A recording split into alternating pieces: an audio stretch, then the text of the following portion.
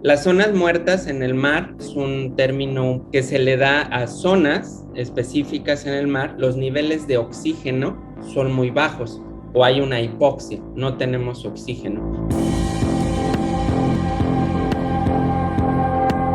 Cuando nosotros estamos en zonas donde hay muy pocos niveles de oxígeno, lo que ocurre es que los organismos que no se pueden mover van a morir porque no tienen el oxígeno necesario. Obviamente también puede tener repercusiones muy severas para los recursos que los seres humanos utilizamos del mar. Las zonas muertas empiezan a crecer en zonas donde tradicionalmente ocurría la pesca, pues lo que vamos a estar viendo es una afectación sobre los recursos pesqueros y obviamente eso va a repercutir directamente sobre las comunidades o las personas. Un dato muy interesante que salió publicado en un artículo en la revista Science es que el número de zonas muertas se está incrementando y se ha llegado a multiplicar hasta por 4 en las zonas oceánicas, esto es el mar abierto. Cuando nos vamos hacia las zonas costeras, vemos que estas zonas de poco oxígeno se han incrementado muchísimo. ¿Cuáles son algunas de las razones por las que sabemos que las zonas muertas en el mar están incrementando?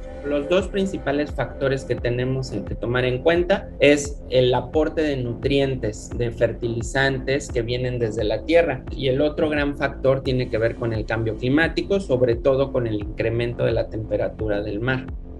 Problema que tenemos con las zonas muertas es que cuando nosotros tenemos zonas con muy poco oxígeno, con incremento de temperatura, se empieza a liberar un compuesto que se llama óxido nitroso, y este compuesto tiene un efecto invernadero hasta 300 veces más poderoso que el dióxido de carbono, el gas invernadero que mejor conocemos.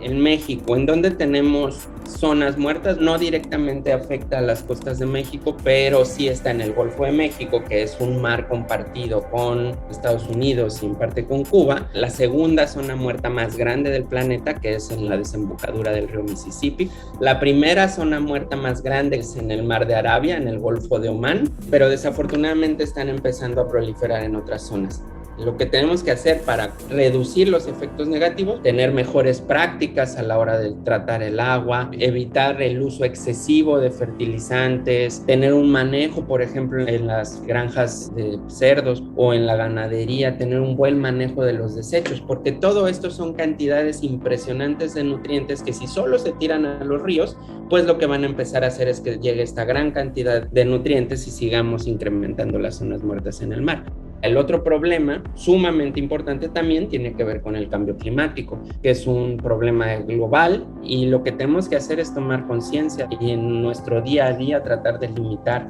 nuestras actividades que podamos saber que están teniendo un impacto negativo, pero también creo que es muy importante que los gobiernos tomen cartas en el asunto. Si nosotros nos seguimos moviendo en la dirección del uso y abuso y quema de combustibles fósiles, es imposible que detengamos los efectos negativos del cambio climático. Las zonas muertas es solo un ejemplo de los múltiples efectos negativos que tenemos en el planeta producto del cambio climático.